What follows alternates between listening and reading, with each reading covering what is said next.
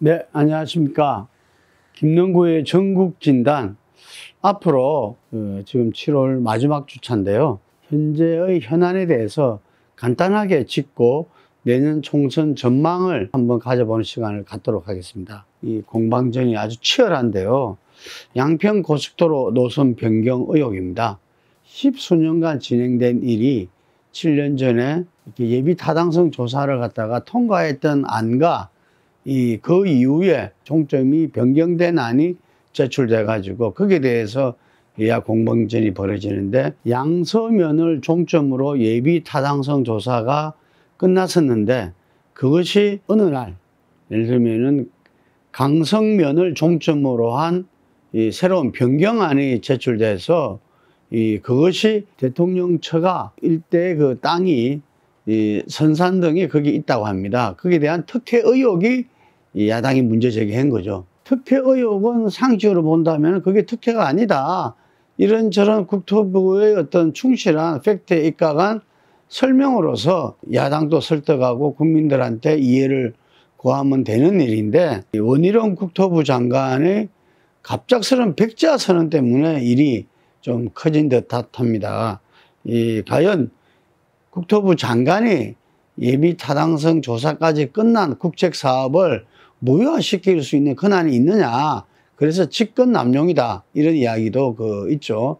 그래서 지금 국토부에서는 원희룡 장관은 정치적으로 어떤 말하면 무효화 선언이었지 사업을 아예 안 한다는 이야기는 아니다, 그렇기 때문에 그게 해당하지 않는다고 이야기하지만 뭔가 좀 궁색한 느낌이 없지 않아 있습니다. 그래서 이 문제도 여러 의혹과 함께 대통령 부인인 김건희 여사 일가에 대한 문제 제기이기 때문에 상당히 야당으로서는 물러설 수 없는 어떤 이기 때문에 지금 국정조사안을 본회의에 회부를 했습니다. 그 다음에 이상민 행안부 장관, 우리 모두를 아프게 했던 이태원 참사에 대한 어떤 문제 제기와, 그리고 그것의 이후 진행 과정에서 행안부 장관으로서 도저히 직무를 더 이상 유지할 수 없다는 차원에서 야당이 최초로 탄핵을 갖다가 소추를 갖다가 의결했죠. 그래서 헌법재판소에서 계류되어 있다가 탄핵이 전원일치, 헌법재판소 전원일치로 기각이 됐습니다. 그래서 여러 가지 이유를, 문제 제기가 일부 타당한 면도 있지만 이게 장관직을 파면할 정도로 중대한 헌법과 법률 위반은 아니다 라는 것이 헌법재판소의 전원일치 판단이었습니다. 일부 재판관들은 늦장 대응과 부적절한 발언 등에 대해서는 국가공무원상 성실 의무와 품위 유지 의무 위반은 지적했습니다. 그래서 지금 이게 대해서 여야 입장은, 대통령실은 이 거대한 야당의 탄핵 소추권 남용은 국민이 준엄한 심판을 받은 것이다, 이렇게 이야기하고 있고요. 민주당은 정부의 정치적 책임을 묻고 이태원 참사 특별법 제정을 추진할 것이다. 계속 이상민 행안부 장관에 대해서, 그리고 이태원 참사에 대해서 정부 책임을 갖다가 물어나가겠다는 이야기인 거죠. 또 하나의 현안은 후쿠시마 오염수 방류입니다. 이게 이 IAEA 보고서를 통해서 과학적이다, 민주당은 괴담이다, 이런 이야기들이 오가고 있고, 이거는 국제사회와의 어떤 연관성은 무시할 수가 없죠. 오쿠시마 오염수를 방류하게 되면은 나중에 우리나라에도 오게 돼 있는 겁니다. 이게. 그래서 일본이 지난번에 후쿠시마 원전 사고로 인한 오염수를 갖다가 어떻게 처리할 것인가 두고 여러 가지 방안이 있는데, 하필이면 방류로 처리하려고 하느냐 문제 제기부터 시작되고, IAEA는 그것이 방류를 하더라도 과학적으로는 상당히 문제가 없다라는 어떤 1차 보고서를 냈죠. 그걸 근거로 해서 일본은 지금 8월 달에 방류 예정이라고 합니다. 과연 일본 내에서도 점차적으로 오염수 방류에 대해서 불안하다는 여론이 이제 급증하고 있죠. 아마 우리나라 민주당 야당이 일본 가서 여러 가지 시위한 것도 상당히 일본에서도 영향을 좀 미치고 있는 것 같고요. 이것이 캐나다, 미국 등 국제사회와의 어떤 연대 움직임 속에서 이 문제가 국제적으로 어떤 큰 이슈가 되고 있는 듯합니다. 근데 지금 정부와 국힘은 IAEA 보고서를 갖다가 국제원자력기구의 보고서를 과학적이다. 이걸 신뢰를 해야 된다. 국민을 더 이상 불안하게 만들지 마라. 오히려 수산업을 망치고 있다. 이런 비판을 갖다가 하고 있죠. 그래서 이 문제도 과연 8월 달에 막상 방류가 됐을 때는 전혀 차원이 다른 문제가 되리라고 봅니다. 그래서 일본이 현재의 여러 가지 이 움직임으로 봐서는 8월 달 방류를 결정할 것 같은데, 일본에서도 어업협회의 동의가 없이는 이 방류를 하지 않겠다고 약속을 한 바가 있죠. 이 기시다 정부가. 그래서 그런 문제에 대해서도 상당히 일본 내에서도 이 문제가 심각치는 예상스럽지 않고요.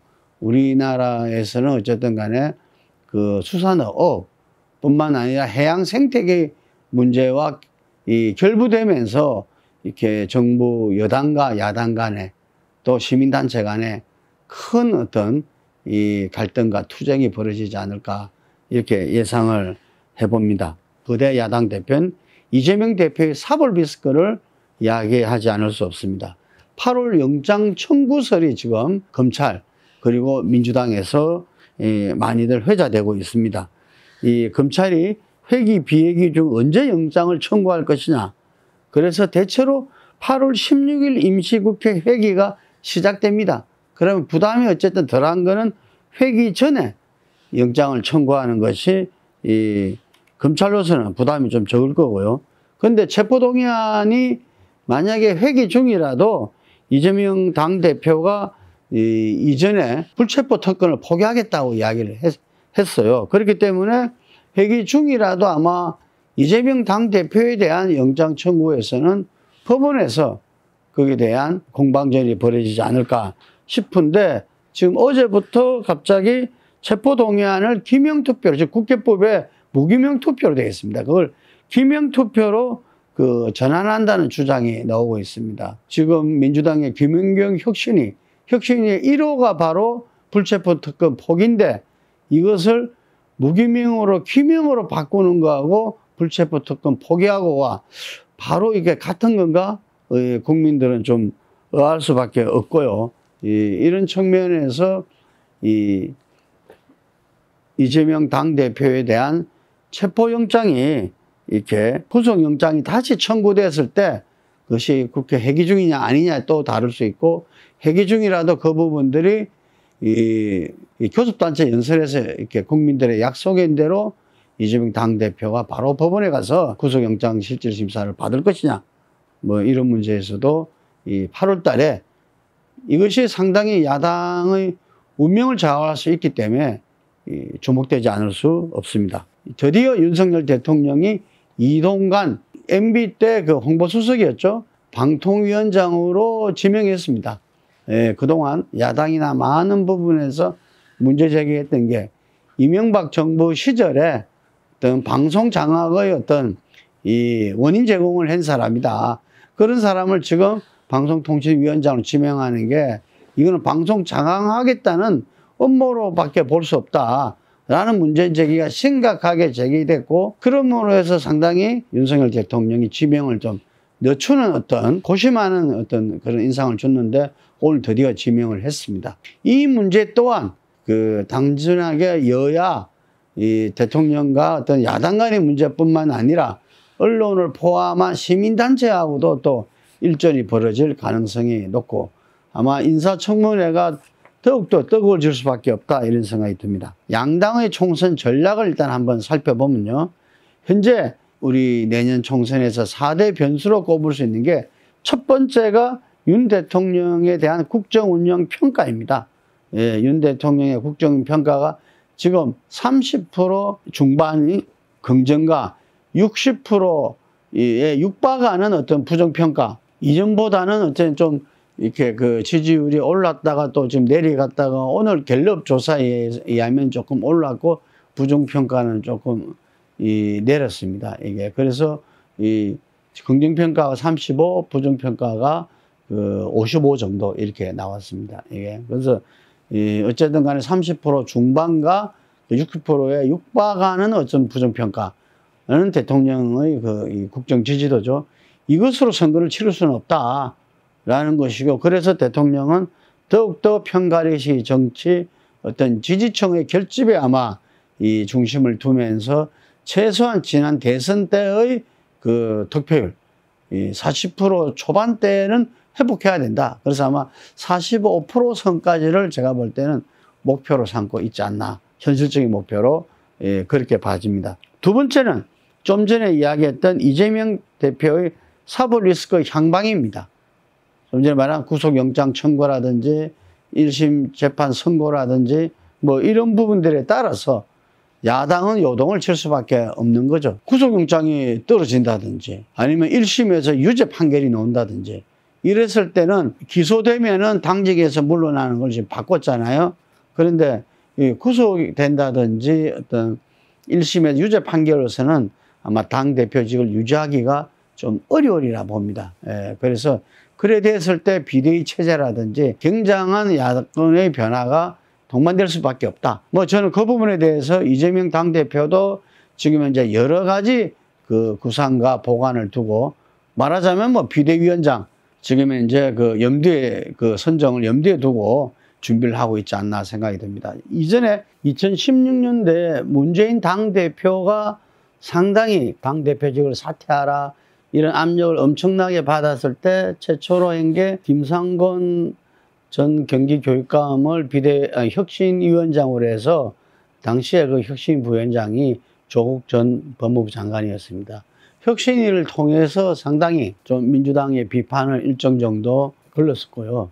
그 이후에 잘 아는 김종인 비대위원장을 임명하면서 당대표직을 내려놓고 어떤 상당한 변화를 깼고 그것이 총선 승리를 가져다 주고 이후에 탄핵과 이 대선 승리를 가져다 오게 된 겁니다. 그래서 이재명 당대표도 그때하고 차이는 어쨌든 본인이 지금 이제 사법 리스크라는 점이 제일 큰 차이라고 볼 수 있겠지만 어쨌든 이게서 제가 말씀드린 그런 부분들이 상황이 생겼을 때는 아마 최선희 국민들이 납득하고 이 당이 납득할 만한 어떤 비대위원장을 갖다가 이 준비된 비대위원장으로서 돌파하는 것이지 않나 이런 생각이 들고요. 세 번째는 경제 상황입니다.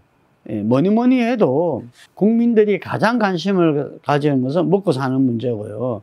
이게 경제가 어려울 때는 특히 정부 여당에는 직격탄입니다. 정부 여당은 어쨌든 그 국민 살림살이를 갖다가 책임지는 단위이기 때문에 만약에 경제가 회복이 되지 않고 더 어려워진다면은 정부 여당한테는 치명타가 될 수밖에 없습니다. 국민들의 생활에 활력소를 할 수 있느냐? 이게 정부 여당의 어떤 중요하고 그래서 이게 어떤 측면에서는 윤 대통령에서는 중간평가다. 이제는 이 전 정부 탓을 할 수가 없다. 이렇게 민생에 있어서. 그래서 민생에 대해 있어서 어떤 이 국민들의 어떤 준엄한 어떤 평가, 심판 이게 가장 또 중요한 변수라고 볼 수가 있겠습니다. 예. 그리고 네 번째 변수로는 스윙보트입니다. 우리가 정체적으로 보면 중도층, 무당층, 연령으로 보면 20, 30대. 지난번에 다들 생각나겠지만 이준석 국힘 당대표의 어떤 세대 포이론 이게 저는 일정 정도 먹혔다 봅니다. 20, 30대에서는 이 세대 포위 전략이 어느 정도 먹혔지 않느냐. 20대 남성에서는 상당히 그 여러 가지 이 전략과 정책이 주요해서 윤석열 지지가 상당히 일정 정도 잡혔다를 볼 수가 있었습니다. 그래서 이번 총선에서도 과연 이 20, 30대의 스윙보트를 갖다가 그 이뤄낼 수 있는가가 중요한 부분이고요. 이 핵심적인 지역은 아무만 해도 수도권, 충청권입니다. 그 중에서 현재 의석대로 하면 121석이 있는 수도권 성부가 나중에 전망에서도 이야기하겠지만 아마 내년 이 총선 선거에 성패를 좌지우지할 것이라고 봅니다. 이런 4대 변수, 윤 대통령 지지율, 그리고 이재명 당대표 사법 리스크 향방, 경제 상황, 그리고 스윙보트의 선택에서 각 당은 나름대로 선거 전략을 가져나가면서 지금 현재 정당 운영과 의정 활동을 하고 있다고 봅니다. 이 첫 번째 국힘은 진영 갈라치기입니다. 이 진영 갈라치기는 이 전 세계적으로 포퓰리즘의 시대가 옴에 따라서 상당히 각 진영에 있어 가지고 자기 진영 지지층을 결집하는 선거 전략으로 많이들 이렇게 지금 가고 있습니다. 옛날에는 어쨌든 중도층과 무당층을 갖다가 어떻게 지지를 끌어내는가를 중심적으로 갔다면은 이 요즘은 뭐냐면 자기 지지층 결집을 1차적으로 해내지 않으면 안 된다. 이게서 그 지지 강도가 어느 정도 되냐가 결국 승부가 갈 수밖에 없다라는 식으로서 진영 갈라치기가 일차적이고요. 그 다음에 저는 인물 교체론을 갖다가 뭐 눈으로는 안 보입니다. 이 현재 인물 교체론은 바로 수도권에서 인물 교체를 이야기하는 겁니다. 그 양당의 어떤 승부에서 선거 전략으로서 중요한 것은 바로 수도권에서 인물 교체론이다. 이래 볼 수 있겠습니다. 이게 새로운 뉴페이스, 지금 수도권에는 국힘 의원들이 별로 없잖아요. 지난번에 참패했기 때문에. 그래서 현역 의원들은 뭐 거의 다 제가 볼 때는 다시 이 내년 총선에 공천을 받고 뛰지 않을까 이렇게 생각이 들고요. 민주당 지역에 있는 그 수많은 지역, 지금 이제 거의 한 70% 가량 되죠. 지금 한 80% 정도 되죠. 80% 해당되는 민주당 현역 의원이 있는 지역에 어떻게 경쟁이 있는 새 인물을 공천해 내느냐. 저는 이 부분이 상당히 중요한 선거 전략이고 이게 이 승부를 지금 걸 것이다 보고 있고, 아마 제 주변에서도 지금 그 국힘에서 여러 이 경쟁 있는 후보들을 접촉을 하고 상당히 설득을 하고 있다는 이야기를 지금 듣고 있습니다. 그리고 이 세 번째 선거 전략으로서 여당 프리미엄인데요. 여당은 정책으로 선거를 일단 치러야 됩니다. 정책으로서 이 정부 여당이 가지고 있는 어떤 여러 가지 국책 사업이다, 민생 사업이다 이런 걸 통해서 이 여당은 여당 프리미엄을 가지고서 이 민심을 갖다가 안아내야 되고요. 그것을 지지로 받아내야 되는데 제가 볼 때는 그 점에서 현 정부 여당이 가장 좀 이렇게 약한 고리가 아닌가. 이거는 당연히 정부 여당으로서는 기본적으로 해나가야 될 부분인데 여기에서 별로 지금 현재 이 큰 플러스 효과를 못 얻고 있다. 그래서 아마 이게 이 점차적으로 지금 윤석열 정부와 국힘에서 승부수를 던질 것이다. 저는 그렇게 예측하고 있습니다. 뭐 예를 들자면은 지금 용인 평택에 세계 최대의 반도체 클러스터를 갖다가 조성하는 거거든요. 그럼 이거는 경기도 일부분만 아니라 이 수도권 전체에 아마 큰 영향을 갖다가 미치게 되고 우리 경제, 아까 말한 그 경제 활성화 변수에도 큰 영향을 미치게 되리라 봐요. 그래서 바로 정부 여당이 해낼 수 있는 바로 이런 여권 프리미엄 대규모 국책 민생 사업 추진에서 또 선거 전략상 승부를 걸 것이다 이래 보고 있습니다. 민주당 같은 경우는 이 뭐 중간 평가니까 어쨌든 정권 심판론을 갖다가 가져오고 이 중요한 야권 연대, 과연 야권 연대, 제가 우은식 전 원내대표 사전 국회의원이죠. 만나 보니까 정권 이 연장에 왜 실패했느냐 부분에서 이 촛불 정부가 탄생했을 때 탄핵 연대를 했어야 되는데 탄핵 연대를 하지 못했다. 보수에서도 탄핵으로 떨어져 놓은 당시의 보수당이라든지 뭐 유승민 대표 등등을 이야기했죠. 이분들과 어떤 이 탄핵 연대를 통해서 굳건하게 이 전체적인 개혁의 방향으로 국정 운영을 해나갔어야 되는데 이걸 못했다. 못한 원인은 바로 기득권화되고 상당히 오만했다라고 그 자아 비판을 하는 걸 들었습니다. 그런 점에서 야권의 운명도 좌우할 총선에서 야권 연대, 과연 지금 새롭게 정의당이라든지 제3대 신당과의 어떤 야권 연대를 이뤄낼지 그거는 지켜봐야 되겠지만 아마 민주당에서는 적극적으로 해나가지 않겠나 이렇게 생각합니다. 그 다음에는 아까 우리가 변수에서도 이야기했지만 이재명 당대표의 사법 리스크, 이걸 어떻게 대응하고 극복해낼 것이냐, 이것도 중요한 하나의 선거 전략이고요. 그리고 현역 의원들이 많지 않습니까? 거의 이 야당 성향까지 합하면은 지금 180석에 가까운데 이 현역 의원 프리미엄을 활용해서 저는 이번 정기국회에서 올 가을 정기국회에서 법안으로 예산으로 아마 이 국회 권력을 장악하고 있는 민주당이 국민들한테 보여줘야 된다. 예. 그래야 이 압도적인 다수 의석을 줬을 때 과연 민주당이 뭘 해낼 수 있느냐? 아무것도 할 수 없는 무능한 진보인가? 아니면 뭔가를 갖다가 이 정책이라든지 예산이라든지 이런 부분을 지혜롭게 해나갈 수 있는 유능한 진보냐? 뭐 지금 이제 각종 도덕성에 야기된 문제들을 극복해내고 정말 이 대한정당의 모습을 갖다가 이번 정기국회에서 이렇게 낼 수 있냐? 저 정기국회 전략이 야당으로서는, 민주당으로서는 가장 중요한 선거 전략이 될 수밖에 없다. 이렇게 생각합니다. 리스크로는 뭐 다들 이야기하는 게 이재명 대표와 이낙연 전 대표 간의 계파 갈등. 저는 의외로 이 문제는 크지 않을 수 있다고 예측을 합니다.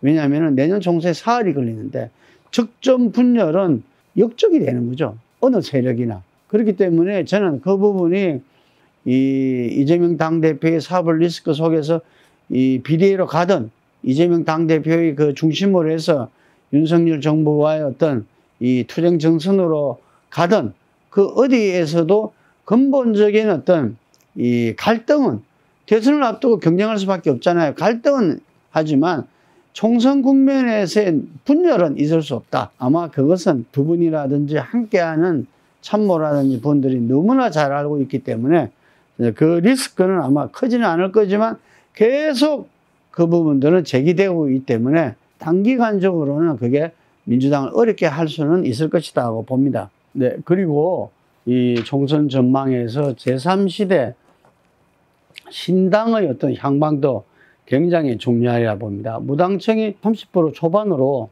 지금 상당히 걱정되고 있습니다. 과연 이 제3지대 신당이 성공할까? 지금 양양자 그 의원이 그 신당을 띄웠고요. 금태섭 이 전 의원이 또 신당을 이렇게 9월 달에 그걸 한다고 합니다. 그리고 정의당이 현재 재창당 과정에 들어가 있고요. 그래서 이 3세력이 서로 이리저리 결합되면서 아마 신당의 모습들이 나오지 않을까 싶은데 이 3대의 신당이 또 어떻게 될 것인가 이것도 뭐 기초가 주목되고 있고요. 서울 강서구청장 보궐선거가 내년 총선의 전초전이라고 이야기합니다. 서울 강서구청장 보궐선거가 내년 총선의 전초전이다 이렇게 이야기합니다. 올 10월 11일 날 선거가 있습니다. 여기는 국민의힘 소속인 김태호 전 구청장이 문재인 정부 시절에 민정수석실의 특별감찰 반영이었죠. 조국 민정수석의 감찰 무마 의혹을 제기하는 부분들이 그 공무원 비밀누설에서 징역 1년과 집행유예 2년을 받은 바 있습니다. 구청장직이 날아가게 된 거죠. 예. 그래서 이 보궐선거가 있는데 과연 이 보궐선거에서 정말 이 여야가 어느 정도로 나타날 것인가 이것이 서울선거 수도권 선거에 막대한 영향을 갖다가 미치게 될 것이다. 지금 보면 민주당은 현역 시의원들이나 구의원을 출마를 이렇게 배제했음에도 불구하고 13명이나 지금 공천 신청을 하고 있고요. 지금 국민의힘에서는 고심에 고심을 거듭하고 있다는 이야기들이 들리고 있습니다. 예. 그리고 이 김태호 전 구청장이 문제가 있어가지고 이렇게 그만둔 것이 아니라 문재인 정부에 있어서 이 공익제보 성격으로서 어떤 비밀누설에 저촉됐기 때문에 사면복권을 해야 된다. 이번 8.15에. 그래서 다시 구청장 선거에 내보내야 된다는 그런 초강경파의 의견부터 시작해가지고 여러 의견들이 지금 이제 제출되고 있습니다. 특히 이것이 수도권에서 상당히 지금 이제 이 정부 여당이 국민의힘이 민주당에 비해서 불리하다. 그렇지만 이재명 사법 리스크가 실제로 야당을 적정 분열케, 내부 분열케 한다든지 그리고 현역 의원 교체 여론에 대해서 민주당이 이렇게 여러 가지 문제 제기가 일어나고 공천이 순조롭게 되지 못할 경우에는 이 부분이 상당히 수도권 선거에서 엄청나게 큰 변수로서 작용될 전망입니다. 그래서 현재 시점에서 저희들이 22대 총선 프로젝트로서 여러 이렇게 역대 선거 결과 분석과 여론조사를 가지고서 전망치를 갖다가 내놓고 있는데요. 이 민주당 같은 경우에서는 지금 수도권이 121석에서 현재 예상대로 하자면은 한 30, 국민의힘이 민주당이 한 90 정도가 되고, 이 부분이 여차직 이렇게 반반 정도로 가느냐 마느냐, 이게 아마 국힘에서는 최선이 60석 정도, 현재 예측되는 보다도 배 정도는 더 가져와야만이 가반이 이루어질 수 있다. 수도권 선거에서 60석을 목표로 국힘은 뛰어야 되지 않나 싶고요. 충청권은 아마 여야 정당이 비슷하게 28석인데 14석 내외로 비슷하게 가지 않겠나. 호남 영남권은 압도적으로 민주당과 국민의힘이 각각 압도적으로 될 것이다. 이렇게 보여주고, 강원은 국힘이 우세할 것이고 제주는 아마 민주당이 우세할 것이다. 이렇게 보면은 비례대표는 저희들이 현재 비등비등하다. 이렇게 보여집니다. 그래서 전체적으로 봤을 때는 한 130과 160석, 나머지 한 10석 정도가 무소속 3당이 이렇게 차지하게 된다면은 130과 160석 정도로 전망을 하고요.